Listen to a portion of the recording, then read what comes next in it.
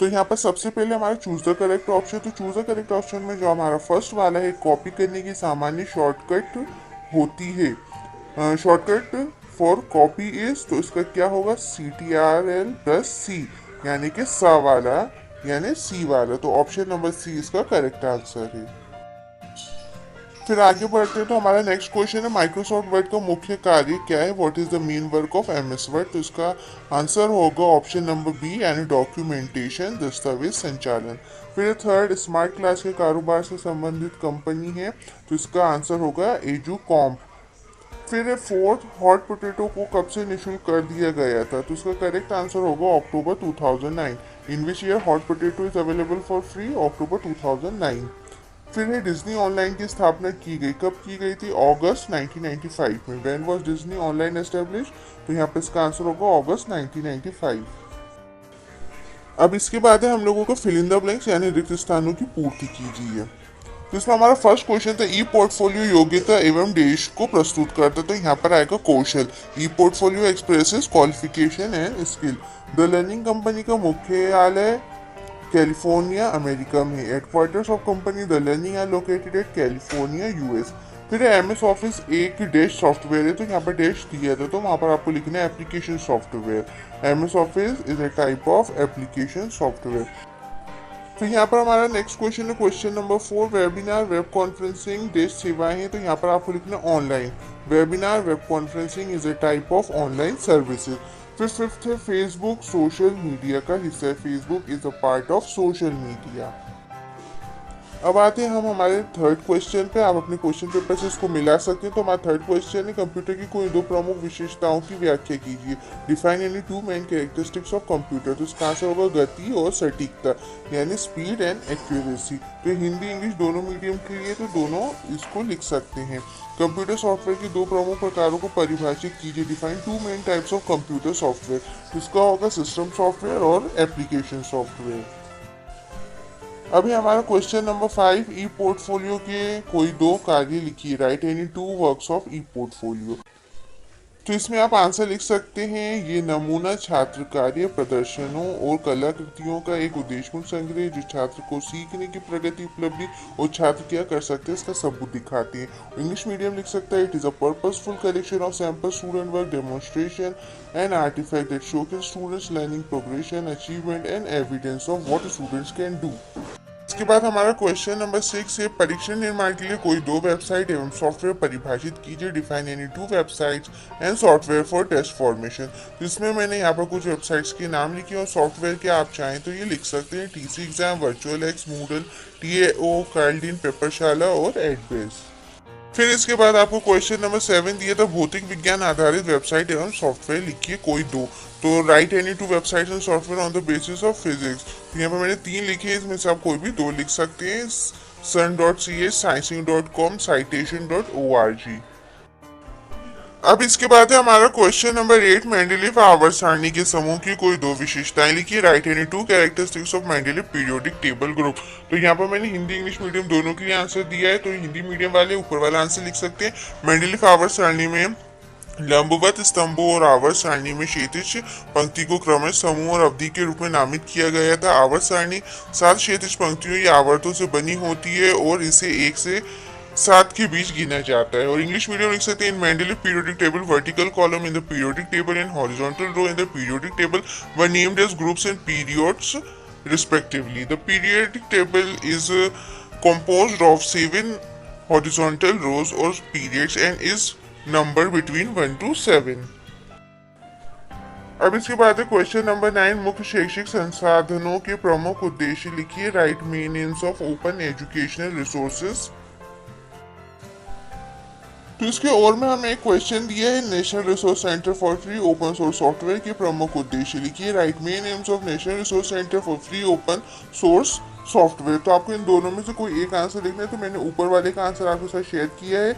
इसमें मैंने बताया है कि आपके मेन एम्स क्या है ओपन एजुकेशन रिसोर्सेज के। तो अगर जिसको ये वाला क्वेश्चन का आंसर लिखना है तो यहाँ पर मैंने हिंदी वालों के लिए लिख दिया, फिर इसके बाद ये इंग्लिश मीडियम वालों के लिए है।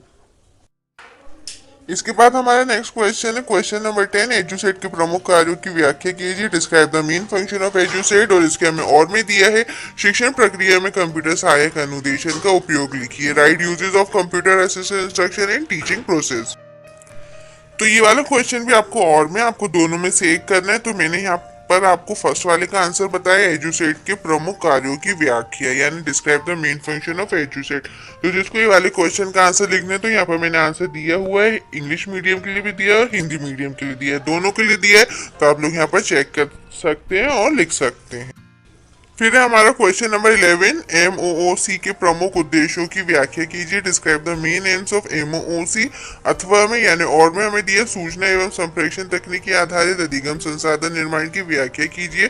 Describe the learning resource creation base. तो इसका आंसर यहाँ पर मैंने दिया है आप लोगों को फर्स्ट वाले का, describe the main aims of MOOC. तो जिसको ये वाले क्वेश्चन का आंसर लिखना है तो वो यहाँ से लिख सकते हैं। इसमें पूरा आंसर दिया, आपको हिंदी में भी दिया और इंग्लिश में भी दिया।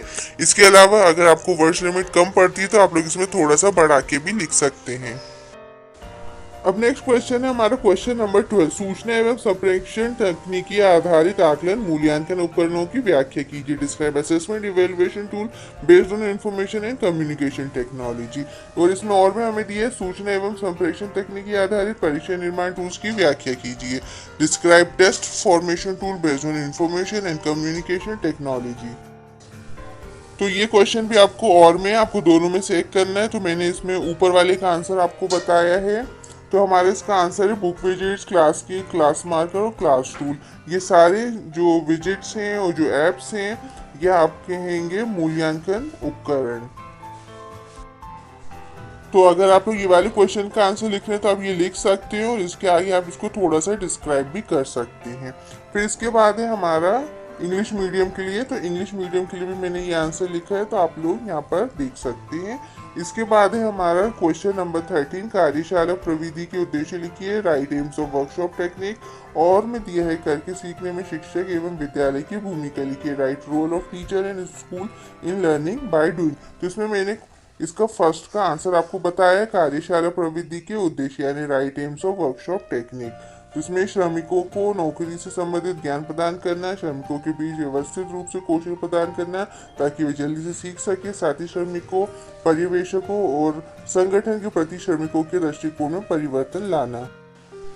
और इसको इंग्लिश मीडियम वाले लिख सकते हैं। To provide job related knowledge to the worker, to impart skill among the worker systematically so that they may learn quickly, to bring about change in the attitudes of the worker towards fellow workers, supervisor and the organization।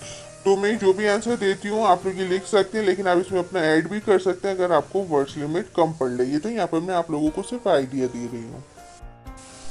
इसके बाद है question number 14। स्कूलों में सूचना एवं संप्रेषण तकनीकी परियोजना के प्रमुख उद्देश्यों की व्याख्या कीजिए। Describe main aims of information and communication technology in school mission. और इसमें और में दिया है शिक्षा में कंप्यूटर की भूमिका। Write the role of computer in education. तो यहाँ पर मैंने सेकंड का आंसर आपको दिया कि शिक्षा में कंप्यूटर की भूमिका यानी write the role of computer in education. तो अगर आप ये वाला आंसर इंग्लिश में लिख रहे हैं तो आप ये आंसर लिख सकते हैं। Computer are brilliant aid in teaching, computer have given impetus to distance education, computer software help better presentation of information, computer enable access to the internet which has information on literally everything, computer hard drives and storage devices are an excellent way to store data.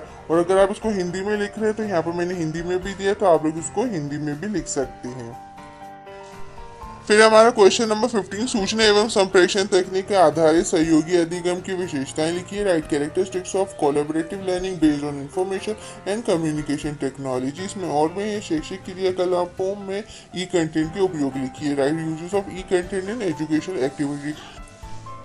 तो यहाँ पर मैंने right uses of E content in educational activity इसका answer दिया है। तो आप लोगों को इसको एलेबोरेट भी करना है। यहाँ पर मैंने सिर्फ आउटलाइन बताई है, आप ये वाला आंसर लिख सकते हैं। तो इसका आंसर होगा web based learning, computer based learning, mobile based learning, virtual classroom and digital collaboration. इसको आप लोगों को एलेबोरेट भी करना है, एक्सप्लेन भी करना है। तो आप इसको सर्च करेंगे तो आपको इसका आंसर मिल जाएगा। तो ये आप लोगों को पूरा क्वेश्चन पेपर सॉल्व हो गया। आपको अब आइडिया हो गया होगा कि आपको कैसे लिखना है। तो अगर आपको मेरी वीडियो अच्छी और इन्फॉर्मेटिव लगी तो वीडियो को लाइक करें और अपने फ्रेंड्स और फैमिली के साथ शेयर करें।